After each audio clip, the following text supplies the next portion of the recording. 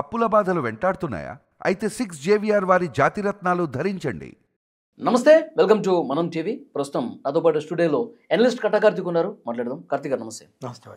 కార్తీక్ గారు, మద్యం కుంభకోణానికి సంబంధించి ఒక కీలక పరిణామం జరిగింది. ఏవన్గా ఉన్నటువంటి రాజ్ కిషన్రెడ్డి ఆస్తుల జప్తుకు ఏపీ ప్రభుత్వం ఆదేశాలు ఇచ్చింది. అంటే ఆయన మద్యం కుంభకోణం ద్వారా సంపాదించినటువంటి ఈ సొమ్ము ఏదైతే ఉందో దాన్ని వైట్గా మార్చుకొని 13 కోట్ల రూపాయల ఆస్తులు కూడబెట్టాడు. ఆ ఆస్తుల జప్తుకు ఇప్పుడు ప్రభుత్వం నడుం కట్టింది. ఎట్లా చూస్తారు? అంటే ప్రభుత్వం అనుకుంటేనో సిఐడి అనుకుంటేనో ఆస్తులు జప్తు జరగదు. ఇప్పుడు ప్రభుత్వం ఒక డెసిషన్ తీసుకుంది, సిఐడి కోర్టులో పిటిషన్ దాఖలు చేసింది, కోర్టు అనుమతి మేరకు ఆస్తులు జప్తు జరిగింది. మొత్తానికి ఒక మంచి నిర్ణయం రాజు కసిరెడ్డికి సంబంధించిన ఆస్తుల జప్తు అనేటువంటిది. నేనేం డిమాండ్ చేస్తానంటే, రాజు కసిరెడ్డి మాత్రమే కాదు, ఈ కేసులో అంతిమ లబ్ధిదారు వేరే అని చెప్తున్నారు కదా. ప్రిలిమినరీ ఛార్జ్షీట్ చూసినా లేదు సెకండ్ ఛార్జ్షీట్ చూసినా అంతిమ లబ్ధిదారు అనే ఒక బిగ్ బాస్ ఉన్నాడని చెప్తున్నారు కదా. Page number 131, page number 298 preliminary ఛార్జ్షీట్లో చాలా క్లియర్గా ఎక్స్ప్లెయిన్ చేశారు. సెకండ్ ఛార్జ్షీట్లో దాన్ని కొనసాగించారు. కాబట్టి అంతిమ లబ్ధిదారుకి సంబంధించినటువంటి ఆస్తులు కూడా జప్తు చేసి ఈ మద్యం వల్ల చనిపోయిన వాళ్ళు ఉన్నారు. ఎందుకంటే ఇది చాలా ప్రమాదకరమైన విషాదకరమైన కుంభకోణం. ఇది దేశంలో ఒక అరుదైన కుంభకోణం నేను అనుకోవటం. ఎందుకంటే ఇప్పటి వరకు మనం విన్న లిక్కర్ కుంభకోణాలు ఏంటి? మద్యం షాపులు ఎక్కువసేపు తెరుచుంటానికి పర్మిషన్ ఇచ్చి, లేదు ఎక్కడ పడితే అక్కడ షాప్ తెరుచుకోవడానికి పర్మిషన్ ఇచ్చి, ఆన్లైన్ డెలివరీకి అవకాశం ఇచ్చి వాళ్ళ దగ్గర డబ్బులు తీసుకోవటం, లేదు లాటరీ పద్ధతిలో మామూలుగా మద్యం షాపులు కేటాయిస్తారు, ముందుగానే కొలాబరేట్ అయ్యి వాళ్ళ దగ్గర డబ్బులు తీసుకుని లాటరీ వాళ్ళకి వచ్చేటట్టు చేయటం. అలా డబ్బులు తీసుకోవడం అనేది గతంలో మనం చూసాం, విన్నాం ఇలాంటి మద్యం కుంభకోణాలు జరుగుతాయని. కానీ మనం జగన్మోహన్ రెడ్డి గారి ప్రభుత్వ హయాంలో జరిగింది ఇలాంటి కుంభకోణం కాదు, ఒక అత్యంత దారుణమైన కుంభకోణం. ఒకటి, ముడుపులు తీసుకొని మద్యాన్ని అమ్మటం. 2, అమ్మే మద్యం కల్తీ మద్యాన్ని అమ్మటం. 3, దాన్ని ఎక్కువ రేటుకి అమ్మటం, ఒక్కసారిగా ధరలు విపరీతంగా పెంచేసి. 4, అసలు వేరే బ్రాండ్స్ దొరకకుండా మొత్తాన్ని మోనోపోలీ మార్కెట్ క్రియేట్ చేయడం. అంటే ప్రభుత్వం చేతుల్లోకి మద్యం షాపులను తీసుకొని ఏ షాపు పోయినా ఆ బ్రాండ్ దొరికింది, నీకు ఆప్షన్ లేదు. 5, క్యాష్ అండ్ క్యారీ పద్ధతిలో అమ్మటం. ఈ రూపాల్లో అది కుంభకోణం జరిగింది. ఇప్పటి వరకు మనం ఇలా కుంభకోణం చేయొచ్చని కని విని ఎరగుండం, అలా కుంభకోణం జరిగింది. 2వది, కరోనా టైంలో క్యాష్ దొరకని పరిస్థితి, అవునా కదా. అంతా డిజిటల్ ట్రాన్సాక్షన్సే నడిచాయి. కేంద్ర ప్రభుత్వం కూడా దాన్ని ఎంకరేజ్ చేయమని రాష్ట్ర ప్రభుత్వానికి ఆదేశాలు జారీ చేసింది.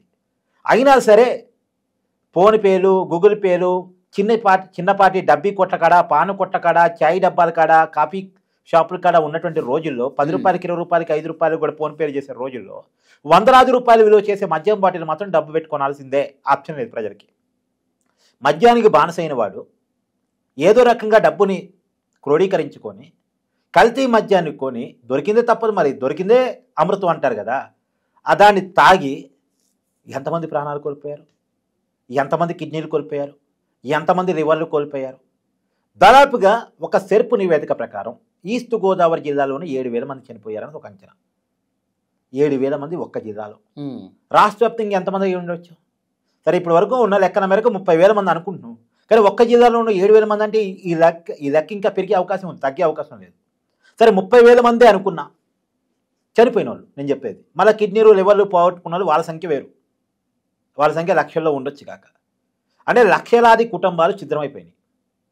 ఓ రకంగా చెప్పాలంటే తల్లికి కొడుకు మిస్ అయ్యాడు, చెల్లికి అన్న మిస్ అయ్యాడు, అక్కకి తమ్ముడు మిస్ అయ్యాడు, భార్యకి భర్త మిస్ అయ్యాడు. చాలామంది భార్యలు ఒంటరి మహిళలు కావడానికి ఈ మద్యం కారణమైంది. అందుకని నేను మొదటి నుంచి కూడా కల్తీ సారా మద్యం అను, నేను లేకపోతే దీన్ని అలా లేదా స్లో పాయిజన్ కేసు అనో పిలుస్తూ ఉన్నా. ఎందుకంటే ఇది కని విరిగి అరగని కుంభకోణం, చాలామందిని చంపిన కుంభకోణం, ప్రజల్ని చంపి చావుల మీద డబ్బులు ఏరుకున్నటువంటి కుంభకోణం. ఇలాంటి కుంభకోణం దారుణమైంది కాబట్టి, విషాదకరమైంది కాబట్టి, మనుషుని చంపింది కాబట్టి ఆ డబ్బులన్నీ జప్తు చేసి మళ్ళీ ఆ కుటుంబాలకి పంచాలని అంటున్నాం. ఇప్పటివరకు మీరు కనిపెట్టింది, మీరు ఎంక్వైరీ చేస్తుంది 3,500 రూపాయల కోట్ల కుంభకోణం అని మీరు చెప్తున్నారు కదా. సిట్ అధికారులు 3,500 కోట్ల కుంభకోణం అని చెప్తున్నారు కదా. ఆ 3,500 కోట్లు వసూలు చేసి, సరే దాంట్లో సగం ఖర్చు అయిపోయినా సగమన్నా జప్తు చేసి, కనీసం ఒక 1,000 కోట్ల రూపాయలు జప్తు చేసి ఈ చనిపోయిన కుటుంబాలకి, కిడ్నీ లివర్ పోగొట్టుకున్న కుటుంబాలకి పంచాలనేది నా ప్రధానమైన డిమాండ్. ఓకే, అయితే చాలా చోట్ల వైట్గా మార్చేశారు డబ్బులు, చాలా చోట్ల పెట్టుబడులు పెట్టారు, సినిమాలు తీశారు, రియల్ ఎస్టేట్లో పెట్టారు, ఇవన్నీ మనం విన్నాం కదా ఈ కుంభకోణంలో. అవన్నీ మళ్ళీ రికవర్ చేయడానికి ఏమన్నా ఇబ్బంది ఏర్పడుతుందా? ఖచ్చితంగా ఇబ్బంది ఏర్పడింది. ఖర్చు పెట్టేశారు చాలా చోట్ల ఖర్చు పెట్టేశారు, చాలా చోట్ల చేతులు మార్చేశారు, దేశాలు దాటించేశారు. ఈ డబ్బంతా రికవరీ చేయటం, పట్టుకోవటం, తీసుకురావటం అనేది నాట్ ఎట్ ఆల్ ఈజీ. నాకు తెలిసి ఈడీ కనుక రంగంలో దిగితే ఏమన్నా కొద్దిగా పాసిబిలిటీ ఎక్కువ ఉండొచ్చు తప్ప, ఇప్పుడు రాష్ట్ర ప్రభుత్వ సిట్ అధికారులు దీని డబ్బును పట్టకరాగలరు, పట్టుకొచ్చి ప్రజలకు పంచిపెట్టగలరు అంత ఈజీగా అని అనుకోను. కానీ వీళ్ళు ఎంతో కొంత జప్తు చేయగలరు. ఎగ్జాంపుల్, హైదరాబాద్లో పామోదులు 11 కోట్లు దొరికాయి, పెద్ద అమౌంటే కదా. తర్వాత ఇప్పటికే ఒక 78 కోట్ల రూపాయలు రకరకాల పద్ధతుల్లో జప్తు చేసామన్నది మనం వింటున్నాం. సో ఈ మేరకు ఎంత వీలైతే అంత, ఇప్పుడు వాళ్ళ శక్తి మేరకు మనం ఏం చేయగలం, వాళ్ళ శక్తి మేరకే చెప్పగలం కదా. శక్తి మేరకు ప్రయత్నం చేసి ఎంత వీలైతే అంత పట్టుకొని ప్రజలకు పంచాలనేది నా డిమాండ్. ఎందుకంటే రకరకాల రూపాయల డబ్బు మార్చిదారు. ఇప్పుడు ఒక ల్యాండ్ కొన్నాడబ్బా, అది లిక్విడ్ క్యాష్ రూపంలో కొన్నాడు.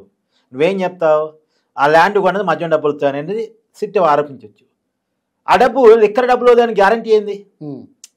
లిక్కర్ డబ్బు దానికి గ్యారంటీ ఏంది? ఎలా దాన్ని కనిపెట్టాలి? అది లిక్విడ్ క్యాష్, చేతులు మారిపోయినాయి. ఇప్పుడు నువ్వు మద్యం కొనడానికి పోయావు జగన్మోహన్ రెడ్డి గారి పరిపాలన కాలంలో అనుకుందా ఎగ్జాంపుల్. అప్పుడు లిక్విడ్ క్యాష్ ఇచ్చి కొన్నావు, నీ కాగితమైన నెంబర్ ఏమో నీకు గుర్తుందా? అది రకరకాల చేతులు మారి ఎవడో చేతికి పోయింది. అది మద్యం డబ్బే అంటే నువ్వు పెట్టా అతను చూపించగలవు. లేదు నాకు రియల్ ఎస్టేట్ వచ్చిన డబ్బు అంటాడు ఎవడు. అదేగా వెంకటేశ్వర నాయుడు విషయంలో వాదించేది. వెంకటేశ్వర నాయుడు దగ్గర క్యాష్ లెక్క పెడుతున్నట్టు వీడియో ఒకటి బయటకు వచ్చింది. అయితే ఇప్పుడు వరకు ఫస్ట్ డే ఏమన్నారు, ఇది ఫస్ట్ చంద్రబాబు నాయుడికి అంటగట్టే ప్రయత్నం చేశారు. వెంకటేశ్వర నాయుడు టీడీపీ మనిషే, చంద్రబాబు నాయుడుతో పుట్టాలు, లోకేష్తో పుట్టాలు అన్నారు. కుదరలేదు. అది చెవిరెడ్డి భాస్కర్ రెడ్డితో కలిసి దొరికిన వ్యక్తి. చెవిరెడ్డి భాస్కర్ రెడ్డికి అనుకూలంగా నామినేషన్ కూడా వేశారు, డమ్మీ నామినేషన్ అన్న విషయాలు బయటకు వచ్చిన తర్వాత ఏం చేశారు, వెంకటేశ్వర నాయుడు డబ్బు అది రిక్కర్ డబ్బు కాదు, రియల్ ఎస్టేట్లో సంపాదించుకున్నాడు, మనోడు రియల్ ఎస్టేట్ వ్యాపారాన్ని ప్రచారం చేశారు. మనం నిజంగా రియల్ ఎస్టేట్ వ్యాపారి అదే నిజం అనుకుందాం. అంత డబ్బు లెక్క పెట్టగలిగే స్థాయిలో అతను ఉన్నాడు అనుకుందాం.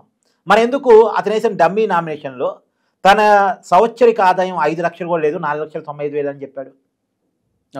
4,95,000 సంపాదన ఉండేటువంటి ఎంప్లాయీ 4,95,000 అంటే నెలకెంతబ్బా?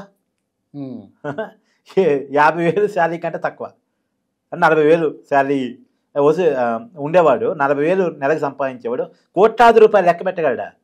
సాధ్యమవుతుంది? ప్రైవేట్ జట్లు కూడా ప్రైవేట్ జట్లు వెళ్ళగలడా? ఆయన ఎయిర్పోర్ట్ లో దిగ్గానే పెద్ద కార్లు పోయేసి వివిఐపి లాగా రిసీవ్ చేసుకుంటాయా? ప్రోటోకాల్ వెహికల్ అతని కోసం సంపాదించేవాడు హీరోయిన్తో ఫోటోలు దిగ్గరే పరిస్థితి ఉంటుందా? ఇది నమ్మేవాడికి అని అదే జనాలు పిచ్చోళ్ళు అనుకుంటారో ఏమనుకుంటారో నాకు తెలియదు, కానీ ఇలా ప్రచారం చేసేటువంటి ప్రయత్నం చేశారు. అంటే ఎంత అడ్డగోలుగా, ఎంత విచ్చలవిడిగా వీళ్ళు ఖర్చు పెట్టారనేది మనకు అర్థమైపోతా ఉంది. ఓకే.